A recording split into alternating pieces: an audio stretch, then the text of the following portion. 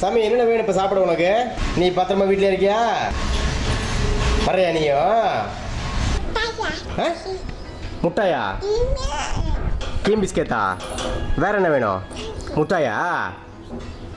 கீம் biscuit? பாப்பா வாத்தங்க வர சொல்ல பேச்சு கேட்குறேன். உள்ளேருந்து வானா உள்ளே போயிட்டு வெளியே வர்றா. நல்ல பிள்ள. எங்கே போகலாம்? சரி போடு. உள்ளே போடணும். அதையும் போடு.